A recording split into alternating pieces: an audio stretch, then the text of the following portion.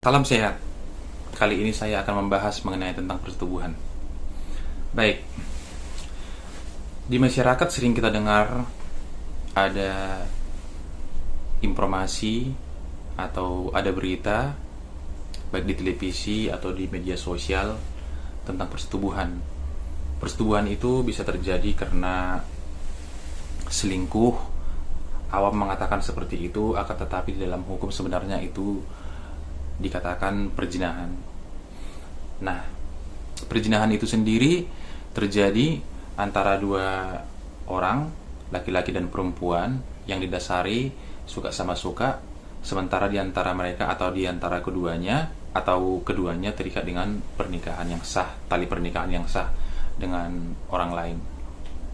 Kemudian bisa juga terjadi persetubuhan dengan cara memaksa, dengan ancaman atau ancaman kekerasan, atau dengan kekerasan memaksa seseorang yang bukan istrinya. Lalu kemudian bisa juga terjadi persetubuhan dengan dua orang dewasa, laki-laki dan perempuan, di antara mereka atau salah satu di antara mereka tidak ada tali pernikahan atau tali perkawinan yang sah. Mereka dewasa, keduanya dewasa. Bisa terjadi karena mereka berkenalan di media sosial atau media lainnya, atau kenalan di tempat kerja, lalu mereka melakukan persetubuhan. Nah, kemudian persetubuhan dengan anak di bawah umur. Persetubuhan anak di bawah umur ini sendiri bisa juga terjadi karena dasar suka sama suka, bisa juga dipaksa, bisa juga dengan bujuk rayu atau rangkaian kata-kata bohong. Nah, tentang persetubuhan anak ini sendiri sebenarnya diatur lebih khusus. Nah, baik. Sekarang mari kita bahas tentang persetubuhan yang didasari suka sama suka, salah satu di antara mereka atau keduanya terikat dengan pernikahan yang sah dengan orang lain. Ancaman hukumannya sendiri adalah 9 bulan. Nah, deliknya tentang persetubuhan atau perzinahan ini adalah delik aduan. Delik aduan artinya harus ada orang yang mengadu. Orang yang mengadu tersebut adalah salah satu atau kedua pasangan resmi di antara mereka. Selanjutnya tentang persetubuhan dengan cara memaksa, dengan ancaman kekerasan atau ancaman kekerasan. Seseorang melakukan persetubuhan dengan orang yang bukan istrinya. Nah, pengaturannya sendiri ada di dalam pasal 285 Kitab Undang-Undang Hukum Pidana dengan ancaman hukuman 12 tahun penjara. Nah, artinya apa? Artinya apabila seseorang dengan ancaman kekerasan atau dengan kekerasan melakukan atau memaksa seseorang untuk bersetubuh dengannya, sementara si wanita tersebut atau si perempuan tersebut bukan istri sahnya, maka diancam karena melakukan pemerkosaan. Nah, kemudian tentang persetubuhan orang yang sudah dewasa, tidak ada terikat tali pernikahan. Artinya mereka sama-sama dewasa. Bisa mereka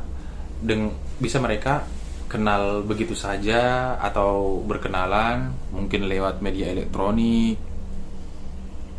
Bisa juga di antara mereka sebenarnya terjadi hubungan khusus atau bisa dikatakan hubungan berpacaran.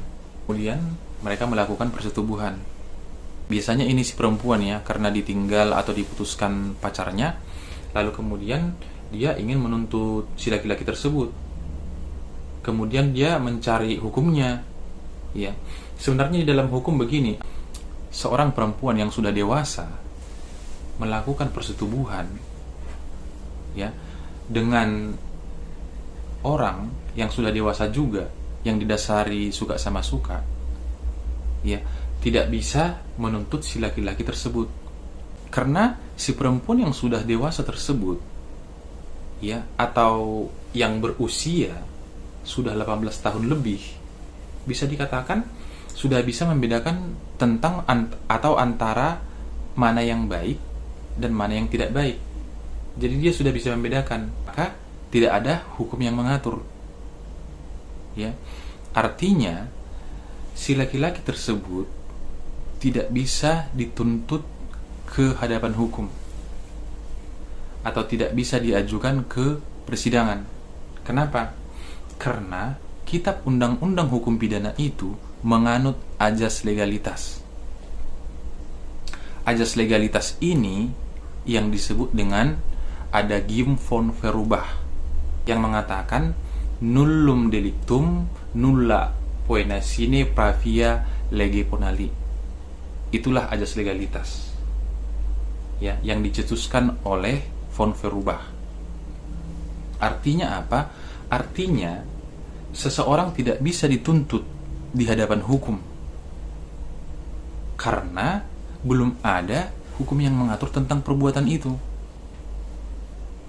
Nah, karena persetubuhan itu didasarkan suka sama suka antara dua orang yang sudah dewasa, yang berusia lebih dari 18 tahun, maka tidak bisa atau tidak ada hukum yang mengatur. Oleh karenanya, tidak bisa dituntut ke hadapan hukum atau ke hadapan pengadilan.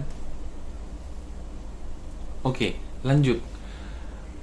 Tentang persetubuhan yang dilakukan oleh orang terhadap anak di bawah umur. Tentang pengaturan persetubuhan anak di bawah umur diatur di dalam Undang-Undang tentang Perlindungan Anak. Undang-Undang Perlindungan Anak, ya, itu sendiri